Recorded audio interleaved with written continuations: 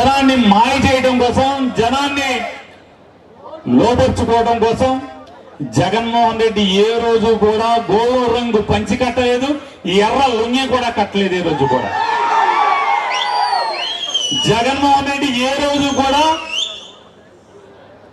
నాకు మతం లేదు, నాకు కులం లేదు అని మొన్న చెప్పి ఇవాళ నాకు కులం ఉంది, మతం ఉంది అని చెప్పని వాళ్ళ డ్రామా మాటలైతే జగన్మోహన్ రెడ్డి మాట్లాడలేదు. నిజాయితీగా, నిక్కచ్చిగా, నికార్సుగా, దమ్ముగా తనేంటో బహిరంగంగా ఒక మాట మీద నిలబడ్డాడు. పదవుంటే పోతే మనిషిగా బతకాలి కదా మనం. అధికారం ఉంటుంది, పోతే. చంద్రబాబు నాయుడు గారికి అధికారం శాశ్వతంగా ఉందా? పగలు చీకట్లాగా వస్తుంది, పోతుంది. రెండవది, చంద్రబాబు నాయుడు గారి లాగా ఎవడో కూడా సాయంతోనే అధికారంలోకి వచ్చాడా జగన్మోహన్ రెడ్డి? సింగిల్ గా మాత్రమే అధికారంలోకి వచ్చాడు.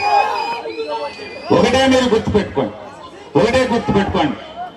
ప్రతి తప్పుని లేదా స్థానికంగా మీ సర్పంచులు చేస్తున్నా, లేదా మీ ఎంపీటీసీలు చేస్తున్నా, లేదా తెలుగుదేశం నాయకులు చేస్తున్నా, లేదా ప్రభుత్వం చేస్తున్న ప్రతి తప్పుని కూడా ప్రజలకి కళ్ళ కట్టినట్టు బజార్లో కూర్చుని చెప్తా ఉండండి. మన ఉద్యోగం అదే. అబద్ధాలు చెప్పకల్లా ఆడలాగా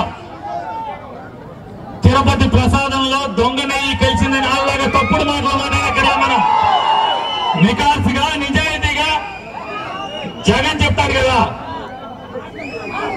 అరే నా గురించి తెలంగాణ ఎవరికి రా, నేను 4 గోడల మధ్య ఎవరిని ప్రభువుని ప్రార్థిస్తాను, బయటకు వస్తే వెంకటేశ్వరాన్ని కొలుస్తాను, అల్లాని కొలుస్తానని చెప్పి అట్లా నికార్సుగా, నిక్కచ్చిగా కోసి కారం పెట్టినట్టే చెప్పండి.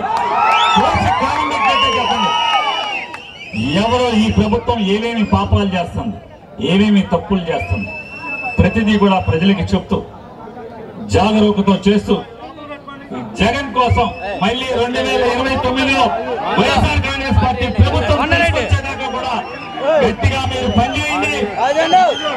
మీకు మర్యాద, మీకు ప్రేమ, మీకు గౌరవం లభించే బాధ్యత 29 ప్రభుత్వం వచ్చిన తర్వాత జగన్మోహన్ రెడ్డి ఆ బాధ్యత తీసుకుంటారని చెప్పి